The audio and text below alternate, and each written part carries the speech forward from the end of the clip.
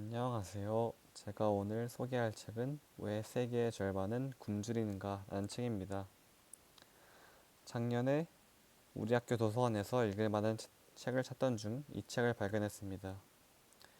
책을 발견한 후 세계가 생산하는 식량들이 전 세계 인구를 충분히 먹여 살릴 수 있다고 들었는데 왜 세계의 절반이 굶주리는지, 왜 전 세계에 남는 식량을 지원하는지 않는지 순수한 의문을 품게 되었고 이 책을 읽게 되었습니다. 이 책의 저자는 장 지글러라는 소르본 대학교와 제네바 대학교의 교수이며 스위스의 사회민주당 의원을 지냈던 스위스의 사회학자입니다. 대표적인 저서로는 왜 세계의 절반은 굶주리는가, 탐욕의 시대 등이 있습니다. 이 책은 특이하게도 질문을 하고 질문에 대답을 하는 방식으로 이야기를 전개합니다. 어린 아들이 왜 미국은 싸우지 않나요? 하지만 유엔이 있잖아요. 유엔이 뭘 하고 있죠? 같은 질문으로 아버지에게 세계의 문제점의 원인을 물어보고 아버지가 이를 이해하기 쉬운 방식으로 설명해주는 방식입니다. 그래서 책에서 나온 용어들이 쉬워서 이해하기가 쉬웠고 아이들의 원초적인 질문과 그 질문에 답을 들을 수 있어서 좋았습니다. 책은 8억 5천만 명의 굶주리는 사람들, 부자들의 쓰레기는 가난한 사람들의 먹을거리 등의 주제로 기아의 심각성과 문제점을 드러냅니다. 그리고 기아를 악용하는 국제기업, 국제 테러의 도구가 된 기아 등을 주제로 기아의 원인을 국제기업과 국가에게 돌리고 그들을 비판합니다.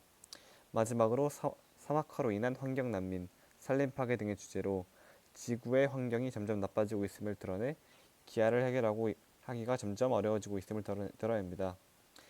제가 가장 기억에 남는 이야기인 생명을 선발한다는 제목을 가진 이야기를 잠깐 소개하겠습니다. 1980년대 에티오피아는 채소와 과일을 수출함으로써 많은 수익을 얻어왔습니다. 그런데 갑자기 생긴 가뭄으로 에티오피아는 기아가 발생하게 되고 이들을 도와주기 위해 구호회복위원회는 아르고나르란 도시에 난민 캠프를 설치하게 됩니다. 그러자 여러 도시에서 2만 5천 명의 피난민들이 식량을 구하기 위해 모이게 되는데요. 긴 여정에서 살아남아 아르고나르 난민 캠프에 도착한 피난민들은 대개 특별한 영양 섭취와 집중 치료를 필요로 했습니다.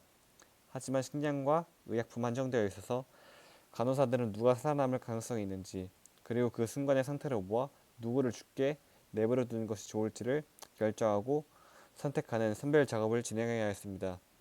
간호사는 식량 배급을 받을 수 있겠다는 희망만을 가지고 수백 킬로미터를 걸어온 어머니에게 우리가 가진 식량과 의약품은 부족하고 당신 아이는 너무 약해서 살아갈 가능성이 부족해서 치료를 해줄 수 없다는 말을 하고 사람들을 돌려보내야 했습니다.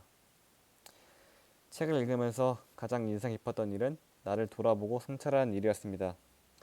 책을 읽기 전 저는 기아 이야기를 들으면 나는 아프리카에서 안 태어나서 다행이다 같은 생각이나 하고 유니세프에 내는 돈 아까워하면서 맛있는 음식을 먹기 위해는 돈을 펑펑 쓰는 사람이었습니다.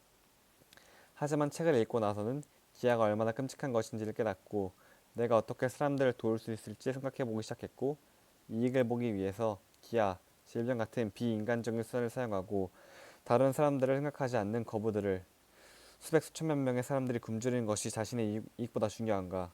내 즐거움 때문에 다른 사람들의 즐거움과 행복을 막아도 되는 것인가? 같은 질문으로 비판했습니다. 그리고 지금 모든 것이 돈으로 이루어진 자본주의 시대이기 때문에 이런 개인의 이기적 행동을 막을 수 없다는 생각을 했고 세상이 돈으로 돌아간다는 사실을 다시 한번 체험했습니다.